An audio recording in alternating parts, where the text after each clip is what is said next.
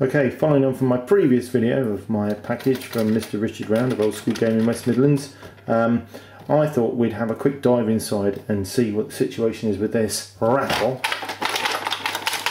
A little bit of an exploratory video, probably not fixing too much because it's quite late here in good old merry old England, so I thought we'd just turn it over. Oh, hear that rattle. And yeah, you can see that there's a few things missing. Aka screws.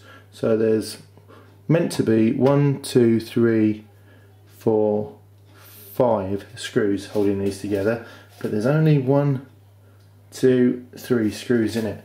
Yeah, and they've obviously seen some action. So this might be a dead end, to be honest.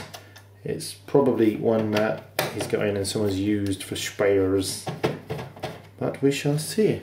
We shall see what it is. Because even in old machines that are completely buggered, you can often maybe rescue a ULA or some RAM chips to get another machine working out of it. Here we go. Just take that properly out. How have you been anyway? That new haircut looks nice. How's our tracing? Still working down the chip shop? Yes. Right. One actually isn't unscrewing anymore. I think the posts are completely sheared off. Okay, that seems to have come out now. So turn it over this way. And one come out there. The screw come out there.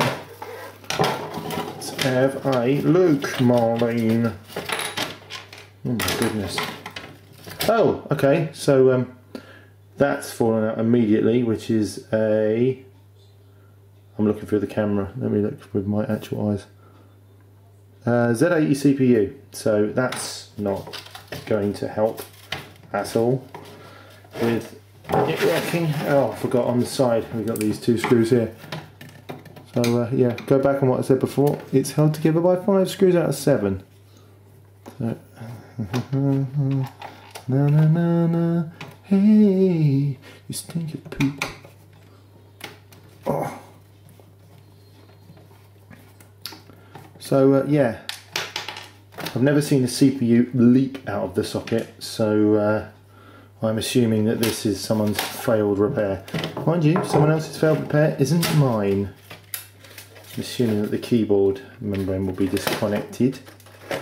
Right, so just going to disconnect the LED. I think, look, yeah, okay, that's slightly grotty in there. Fucking yuck. Right, let's just have a look at the CPU socket, because he says, without a trace of sarcasm, it looks a lot cleaner in there, doesn't it? So that might suggest that the CPU could indeed come loose. Has anyone ever seen a CPU come loose before? I don't know that I haven't. The pins on the CPU do look, I might call slightly mashed. Will that even focus? Possibly not. Yeah, the pins look a little bit mashed there, as you can see. Let's see what we can always stick it back in, see what happens. What do you reckon? Shall we power it on, see what happens? Does that sound good? Should we do that? Let's do that. This seems to be suited okay. Whether or not the keyboard's alright, we don't really know, to be honest. There is a screw missing from the underside of the keyboard, I've just noticed. See? Oh look, I found the screw, there it is. Yeah. Unfortunately, there's no post left for that to screw into. Screwing into nothing, you might put a bit of resin in there or something to grip it, but yeah, snapped.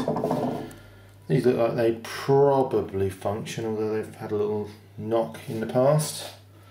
And it's general dirt. Caps are probably fine, they look like Japanese caps. Lots of grot. It's been in the garage, I think. Not sure what state the drive's in. I would wager that the belt is completely foobar. So we will change the belt on that. Anyway, even if it ends up going into a donor machine. Anyway, so that's the situation. I think I'm probably going to power it up in a bit if I can find an aerial lead. Oh, as if by magic. Look at that. Would you look at that now? Yes. So shall we fire this up YouTube and watch the flames? Some men just want to watch the world burn. Now lucky for us, I have this dirty great big 50-inch plasma that I'm repairing for my mate Richie. So I think we'll connect it up to that. I'm not sure how to tune this bloody thing in, to be honest. Apparently this has an intermittent fault where it gets black streaks. So it could be one of the boards inside that's going, but I suspect with it being Samsung, yeah, you know what I'm thinking. So yeah, I'm going to connect this up. I'm not going to put it back together. Connect it up, stick it on that TV, see what happens. Right, so here we go. I'll be honest, I'm not expecting too much out of this, considering all the components has been taken apart, thrown back in the box, and they've not even bothered to put the screws back in. It just smacks of a broken unit that someone has tried to repair and failed at. So let's have a look where the socket is. It's right in the back, of course. This TV, by the way, this plasma weighs 44 kilos. It is very, very heavy indeed. So it's no joke trying to lift it and move it around.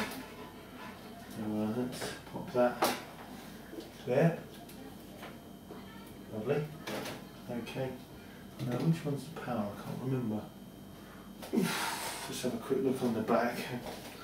Fairly sure I can't get this one wrong, but PSU is next to the printer port, so here we go. Oh, this TV is just on channel 36, by the way, so it should just jump straight in, all things being equal. Nothing happening there. Not a click, not a whimper, nothing. I think the PSU has got power. Put the LED back in. You can see, oh no, that LED isn't going to help because look, oh, and now I'm panning across the kitchen. Hang on. Don't pan across the kitchen. So I've walked into the wire. So yeah, I was saying that LED connection isn't going to help because look, it's come away from the board. It's completely foobar actually. So maybe it's for parts, this machine. And the main board isn't screwed down either, by the way. Look, can you see that? So yeah. Anyway, got some nice parts in here. This is Mark from Mark Fixes Stuff signing out. There's a lot of investigation to do on this one. And I'll see you all in the next exciting video, which might not be fixing this one, because I've got one that works and just needs the drive doing. Bye!